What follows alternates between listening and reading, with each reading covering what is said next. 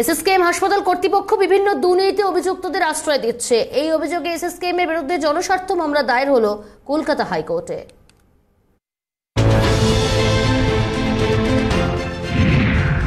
SSKM হাসপাতাল কর্তৃপক্ষ বিভিন্ন দুর্নীতিতে অভিযুক্তদের আশ্রয় দিচ্ছে। এই অভিযোগে এসএসকেএম এর বিরুদ্ধে জনস্বার্থ মামলা দায়ের হলো কলকাতা হাইকোর্টে। ওই হাসপাতাল চিকিৎসা পরিষেবার অপব্যবহার করছে বলে মামলায় অভিযোগ করে এই পরিস্থিতিতে আদালতের হস্তক্ষেপ চেয়ে মামলা দায়ের। মামলাকারীর দাবি চিকিৎসার প্রয়োজন নেই, অথচ এই হাসপাতালে প্রভাবশালীরা বেড দখল করে রেখেছেন। সেখানে তাদের ভণ্ড চিকিৎসা চলছে, সাধারণ মানুষ বেড পাচ্ছেন না। আশঙ্কাজনক অবস্থায় রোগীরা উপযুক্ত চিকিৎসা পাচ্ছেন না। মামলাকারীর আবেদন, এই হাসপাতালে চিকিৎসাধীন অভিযুক্তদের সব মেডিকেল রিপোর্ট আনা হোক, তা যাচাই করা হোক কেন্দ্রীয় সরকারের কোনো হাসপাতালকে দিয়ে। এই হাসপাতালে ভর্তি থাকা অভিযুক্তদের কেস রিপোর্ট আদালতে জমা করার জন্য সিবিআই এবং ইডিকে নির্দেশ দিক আদালত। মামলাটি করেছেন হাইকোর্টের আইনজীবী রমা প্রসাদ সরকার।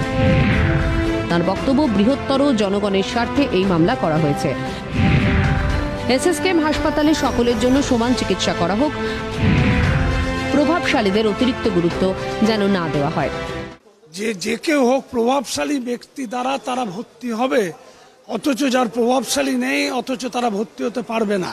তার দৃষ্টান্ত একটা সুজয় ভদ্র, যে কালীঘাটের কাকু 4টে মাস একটা চিলড্রেনের কেবিন ব্লক করে আইসিইউতে থাকলো একরকম।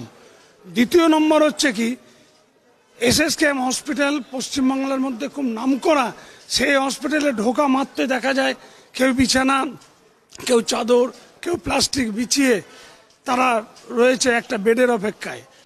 আগামী জানুয়ারি মাসের প্রথম সপ্তাহে প্রধান বিচারপতি টি.এস. শিবাজ্ঞানম এবং বিচারপতি হিরণময় ভট্টাচার্য ডিভিশন বেঞ্চে মামলাটি শুনানির সম্ভাবনা রয়েছে।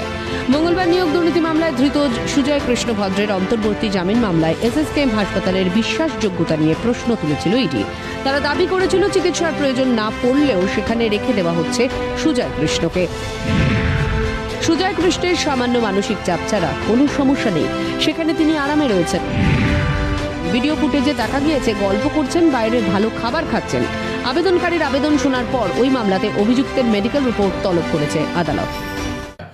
সম্প্রতি এসএসকেএম হাসপাতালে সুজয় কৃষ্ণ ভদ্র বা কাকু নামে যিনি পরিচিত, তার চিকিৎসাকে কেন্দ্র করে এবং অনৈতিকভাবে তাকে আজকে এসএসকেএম হাসপাতালে দীর্ঘদিন ভর্তি রাখা, তার আজকে উপযুক্ত পরিমাণে তার মেডিকেল রিপোর্টগুলোকে ট্যাম্পার করে সেইভাবে তৈরি করানো, যেটা রাষ্ট্রযন্ত্র এবং শাসক দল যেটা ফোর্সফুলি চিকিৎসকদেরকে দিয়ে দীর্ঘদিন ধরে করিয়ে যাচ্ছেন।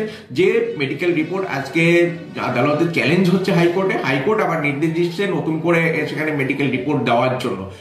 হাসপাতালে আসা সাধারণ মানুষরাও এই বিষয়ে ক্ষোভ প্রকাশ করেছেন। গরিব মানুষ, খেটে খাওয়া মানুষ, তারা তো পড়ে মার খাচ্ছে বাবু, তারা তো কিছু পাচ্ছে না, ডাক্তারও দেখছে না।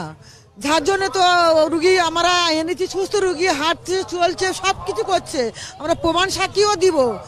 কিন্তু সেই রুগীটার এমন রক্ত দিল, সেই দিন থেকে সে আর মৃত্যুর ঘরে পৌঁছে গেল, সে তার আর কোনো কিছু চলছে না। সাধারণ মানুষ তো চিকিৎসা পাচ্ছে না, তারপর রেখে দিচ্ছে, কাউকে বলছে বেড নেই, উমুক দিন এসো, তুমুক দিন এসো, আবার ভর্তি করে রেখে দিয়ে 42 দিন 44 দিন হয়ে যাচ্ছে। তারপরে তাকে ওটির কোনো ডেট করছে না, ব্লাড চালিয়ে দিয়েছে ভুলভাল। হেনস্থা হচ্ছে, আমরা পাইনি তো, আমাদের বেড নেই, আমাদের কিচ্ছু নেই, আমাদের কোনো সুযোগ সুবিধা নেই। আপনি কিসের জন্য এসেছিলেন? আমরা এই বৌমার অপারেশন করতে এসেছিল হাতে, বলে এখনো হবে না, দেরি করো বলে 18-19 দিন শুইয়ে রেখেছে। তারপরে এই করবে বললো, করে ব্লাড দিয়েছে, ব্লাডটা দিয়েছে খারাপ ব্লাড চেয়ে বৌমার এখন অবস্থা খুব খারাপ, বৌমা মরণের রাস্তায় পড়েছে। বৌমা এখন বাঁচানো যাবে না। এখন ডাক্তার বলতে যাচ্ছে যে আমরা 5টা-6টা ডাক্তার নিয়ে দেখতেছি যে কিছু করতে পারি কি। ওনার সব পাস খারাপ হয়ে গেছে, কিডনি ডাউন হয়ে গেছে, ক্যান্সার এসে হয়েছে। ক্যামেরায় সুরজিৎ প্রামাণিক ও সন্দীপ পালের সঙ্গে অভিরূপা হাজরা, অয়ন ঘোষের রিপোর্ট, ক্যালকাটা নিউজ।